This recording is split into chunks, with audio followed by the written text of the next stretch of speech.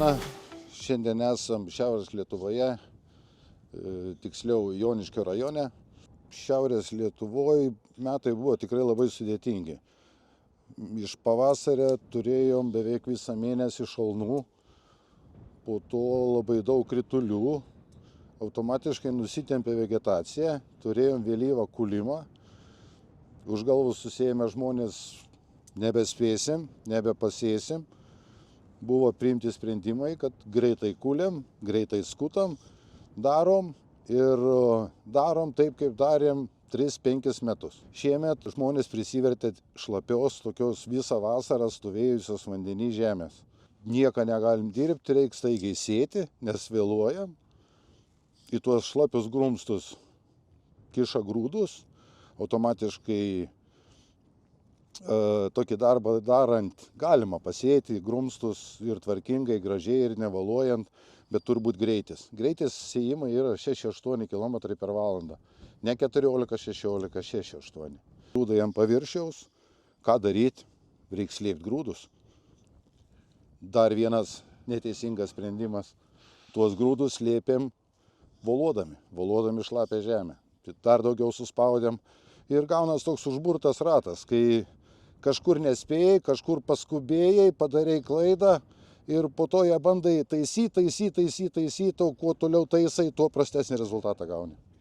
Iš karto nepadarei, jau turi problemą. Tai gal kitas iki geriau, nelabai kokybiškai išėję, bet gal reikėtų stengtis klaidą netaisyti, dar didesnę klaidą darant.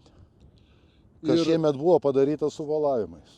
Ir šitas yra būdinga iš tikro visoje Lietuvoje. Taip, nes masinis reiškinys toks. Atrodo labai retai, kada kas valodavo rudenį pasėjus. Jau buvo kaip ir išgyvendintas reikalas toks. Nes, o ypač šiemet, po tokių drėgnų metų, kada tikrai žemė yra tikrai drėgna ir netgi šlapia, jau tokia, kad nesidirba. Ir tą žemę dar su volais maigyti, minkyti, tai tikrai sunku paaiškinti, kodėl tas buvo daroma.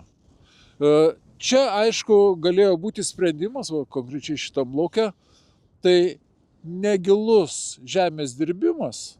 Taip. Ir sėja. Būtų tada nebuvę nei tų grumstų ir būtų paruoštas sėklos guolis tinkamas, aišku, būtų ir sudygimas tada. Ir šiemet kiek būtų nepasėta rapsų, jeigu nebūtų įsitraukę senųjų kultivatorių iš patvarių. Tik tai kultivatorius, tik tai sėklus žemės dirbimams šiemet leido turėti tą, ką turim. Turim gražius rapsus.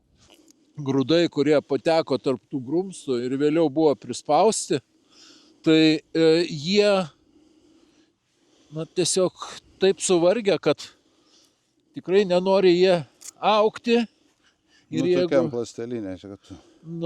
Ir tikrai, aišku, jie negauna normaliai oro.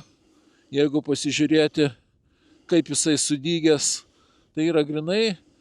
Jisai buvo pasėtas šiandien nedirvos paviršiuje, bet pats daigas labai sunkiai dygo ir svarbiausia, kad visiškai praktiškai šaknis nesivystė. Tai jam. Ir tikrai jos nedarbinės šaknis, tokios tik, kad sudygo. Ir dabar žiūrėkim, kas... Jis dar suspaudė dirvą, tą visą drėgmę pakėlė į viršų, jis ieškoja. Būtų palikę su grumstais, automatiškai būtų 3 cm gylį, pradėjęs formuotis rasos taškas, kuris būtų ir brandinės, subrinkinės grūdai ir iššlapę dirvą susileidžia šaknelės. Ir būtų, taip, oro būtų gavęs šaknis. O dabar tai, kur giliau nukrito, irgi... Tai čia nėra ką ir sakyti, čia jau labai giliai užsispaudęs buvo tas daigas. Greitis. Valavimo greitis. Ne, sėjos greitis. Sėjos greitis, nes iš inercijos kaip eini iš karto gali pamatyti, protingai važiuota ar greitai. grūdai išsidėstę kelių centimetrų lygmenį. Vieni aukščiau, kiti žemiau. Didelis greitis ir inercija meta į viršų. Ir šitą dabar vat, pasižiūrėjus va čia va, plotelis. Toksai, nu, atrodo, taip, vėliau sudygo, dabar 2 lapeliai, bet yra va, šalia iš karto, to kur daigelis vos kalasi. Ir atrodo, tai nu, antiek suvargęs, kad nu, jam energijos neužteko įsikalti tarp tų užspaustų molio grumstų, nes čia sunki žemė. Ir aišku, tikėtis iš tokio augalo vėliau irgi nieko ko gero. Kažin ar jis sulauks pavasarį.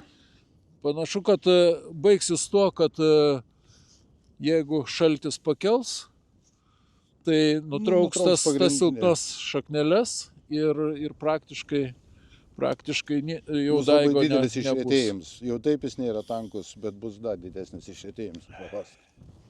Žiūrint į tą tokį pasėlį, kuris dabar tikrai atrodo silpnokai, reikėtų iš karto to planuoti ir pavasario darbą, o tas darbas, aišku, būtų kažkaip oro paduoti tiem augalam, kad, nes vienu atveju jau tai bus, kad tikrai šaknis stovės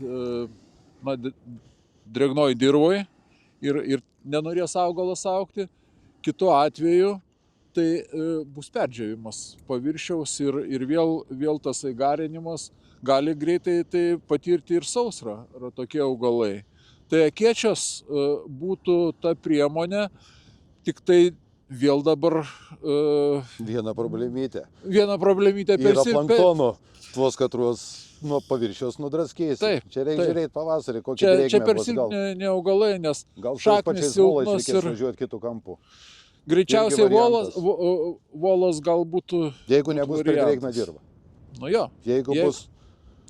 Jeigu džius ir pradės jinai trukinėti, tada volas tikrai praspręstų. Iš karto. Paviršius. Vau, daugiau viskas eina. Bet didžiausias pasipriešinimas yra tame. Taip. Suslėgtasis ir dabar laikosi jame ta drėgmė. Ir praktiškai augalai oro visiškai negauna. Ir tos sąlygos ne tik tai augalui vystytis, bet atvirkščiai gaunasi palankios sąlygos, sakykime, ir pašaknio lygom vystytis. Tai taip, kad tie augalai ne tik, kad jie yra silpni, o silpnas augalas, aišku, jis yra jautresnis ir lygom. Tai, žodžiu, pavasarį čia gali būti tas vaizdas ir dėl to silpnas ir tikrai ilgą laiką. Tai gyvena praktiškai iš grūdo, da jo visas gyvenimas. Bet jau virš mėnesio laiką iš grūdo gyventi. Praktiškai čia jokių šakniaplaukių ant jų nebuvo, jokio maisto neėmė, nes ką ims iš tos tokios supluktos žemės, drėgnos, užmirkusios. Vasaris pradės iš senų šaknų duoti pukelį, o su senom šaknim tu nesustartuosi. Jo, ir kitas dalykas. Dar vienas dalykas, jos tokiam košiai tikrai, dar plus kiek turim šiaudų, tai patogenų čia sočiai. Ir čia matosi ir dabar, aišku, nėra kaip nuplauti ir negali matyti, bet matosi ploni visiškai daigai, čia aišku jau yra ir pažeidimas. Gan ryškus, suplonėjęs šitas daigas, koleoptilė, aišku, čia giliai šitie buvo pasisėję, tą, ką aš turiu rankose. Koleoptilė negalėjo palydėti lapelio iki viršaus ir aišku... Čia kugė lik norėtų formuoti vietą. čia jie ir nesikrūmys, tą reikia pripažinti. Ne, tą reikia pripažinti, kai jie tik išgyventų, bet jie tikrai nesikrūmys. Nesikrūmys ir bus retas pasėlis ir jau čia užprogramuota, garantuotai. Tai, kad jau nieko nebepadarysi dėl, kad suformuoti normalų tankumą. Labai svarbu, kad kiekvienas ūkininkas turėtų įvertinti sąlygas, vienas dalykas. Kitas dalykas, turėtų ieškoti sprendimo, jeigu kažkas yra ne taip, nes kaip Donatas minėjo, jau kad tai buvo daroma kaip įprasta per paskutinius 5 metus, šie metai buvo kitokie, tą reikia pripažinti ir reikėtų tikrai konsultuotis, vertinti situaciją lauke, leisti tai žemei atitinkamai pabręsti, kad jinai tikrai būtų, ją būtų galima normaliai pasėti. Čia turim kitą vaizdelį, nors čia skirtums yra keli kilometrai tik tai, bet ir sėjos laikas, čia yra 2 savaitėm vėliau sėt, kažkur apie spalio 10 dieną. Ir